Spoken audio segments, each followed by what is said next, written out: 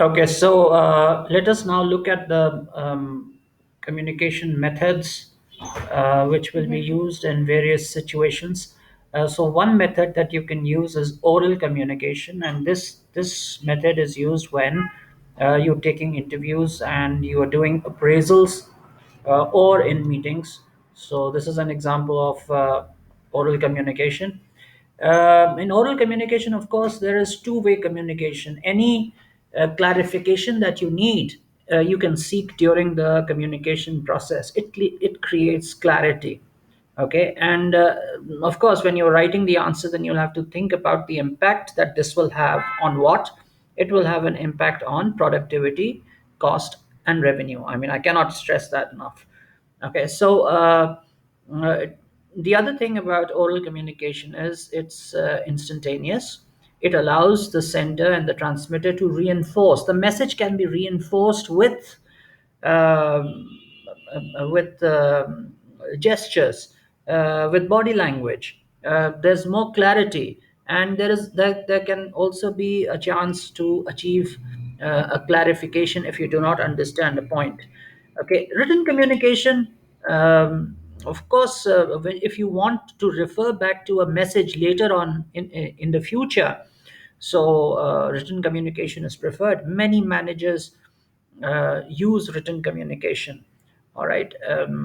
So this is about written communication. Just look at this. It's a house plan. Okay, and the house plan, of course, is a form of a written communication. Uh, Notice boards. There used to be notice boards in the past, and that was a form of written communication. But now think of this. This is Twitter.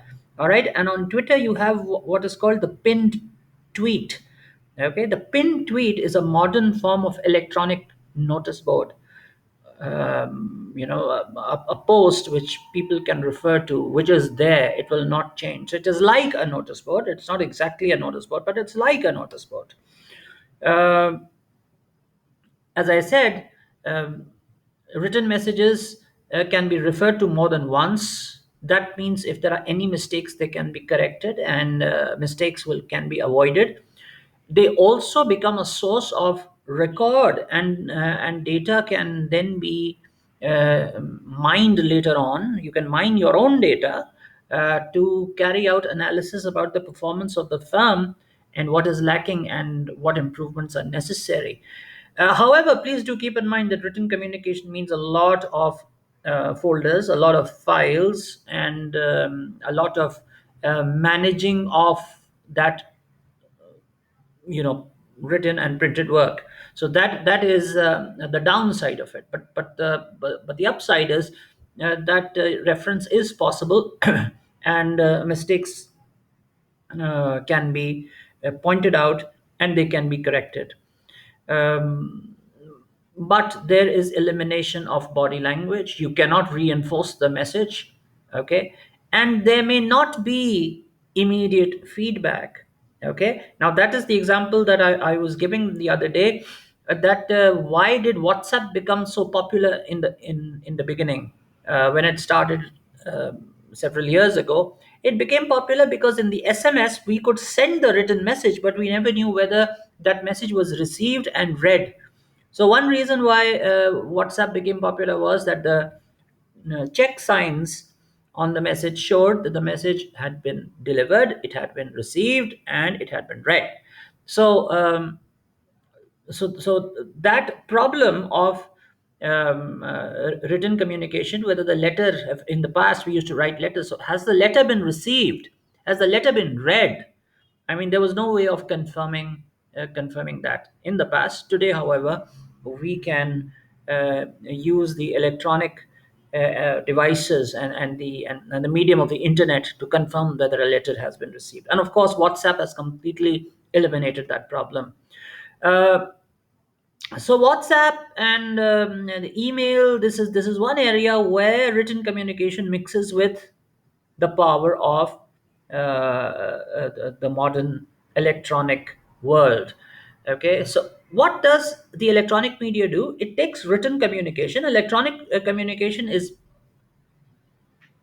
very much to do with written, though there are other communications forms of communication which can be mixed with electronic, but the written record is then blended with speed. Okay, so in the past it used to take a lot of time for letters to reach their destination. Today you write a letter and you simply email it, or you simply take a picture and you send it through WhatsApp. Speed, the main thing that electronic media has done is speed. But please remember, how effective the communication is still dependent on how good the content is. Ultimately, the main thing about communication is it doesn't have to be fast. It must be fast, yes, but to get the desired response, speed is not the only thing. The content has to be very effective as well. Okay, so this is a classic example where Mark Zuckerberg, who is the who is the head of the most um speedy form of communication, of modern communication. He is the head of Facebook and WhatsApp also now. So but he uses a lot of written communication. He mixes written communication with the speed that his platforms can offer. But please do keep in mind, electronic communication will be good only if the staff are adequately trained. Now, you are writing. What I want to explain here is that when you're writing the evaluation, one way of saying that is it may require, if it requires the staff to be trained. Okay. Now, this is knowledge. Here you are giving knowledge. If you change the sentence slightly, the same content, but you say, however, if the staff are not adequately trained, even though they are useful, even though electronic communication is useful, its benefits will be lost and costs will rise. So, just by adding the term however and if, you've done an if analysis and you have shown your judgment. So, the first line is knowledge, the second line is evaluation, the first line is level one answer, it will give you 1 mark, the second line is level two answer, it's an evaluative answer, so that will give you uh, more marks. Okay. Another thing is that electronic communication reduces social contact. This is one enduring criticism of Facebook. You put a contact in your contact list, and then you forget how many times do you actually contact people in your contact list. So that is one drawback of this kind of communication. Also, what if the staff are using these gadgets and these equipment and these telephone connections for sending their personal messages? And they do a lot. Okay, so this is another issue with uh, electronic communication, whether it is actually that effective if it falls in the hands of irresponsible employees. And then there's the problem of the information overload. Okay, a lot of information being given to people in a very short period of time. Where will they get the ability to process it? Remember, our ability to process the information is falling because we are getting so much information. Now, here I have given you the picture of um, Ubaidullah Beg. Now, Ubaidullah Beg was a Pakistani scholar, and it was said of him that he used to read two newspapers in the morning before he had breakfast, and he was a very well read person. So he had the ability to read and process the information. But today, the average read time for any news story is 4 seconds. No one is sitting and reading two newspapers every morning. I mean, uh, this is an honest assessment. Why is that not happening? Because there is no time. People are being loaded with so much of information on a daily basis that they cannot focus on any one thing. This is called information overload, where you are getting so much of information that you cannot really concentrate on which messages to sift out and which messages to ignore. Okay, and so these are some of the strengths and weaknesses of these methods of communication. Oral communication is more direct, it's easy to understand, it's easy to be clarified. But listening is important, it's passive. Written communication is recorded, it's easy to distribute, it's varied, it can be referred to. But um, but it has no body language. Feedback is slower. It can be time consuming. Then there's visual.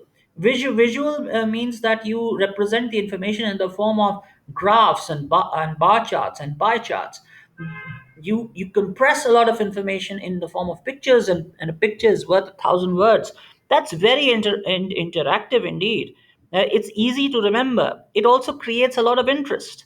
Okay, but it may sometimes be way too fast. It may sometimes require interpretation that an ordinary person cannot give. It sometimes is too fast. Okay, electronic, as we've already said, it's fast. It encourages good response. It has imagery in it, but it relies on the receiver and on useful hardware.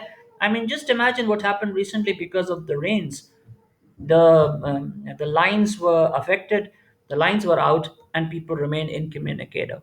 So here is an example of visual communication: the bar charts, the graph. Excellent method. If you can interpret a graph, it's a very good method of communicating, and for people to retain a lot of information. Okay, and the pie chart, of course, how things are divided. So what will influence the choice of the medium? How important is the written record? Now, of course, if you are getting into a legal agreement, you'll have to write down a contract.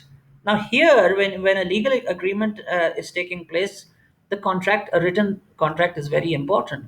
Okay. The cost, how much is the electronic equipment going to cost? Is it is the cost worth when you compare it with the benefit derived?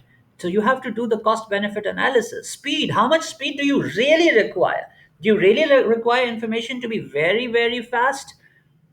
If you require information on a real time basis, then yes. And finally, how much information do you want to present?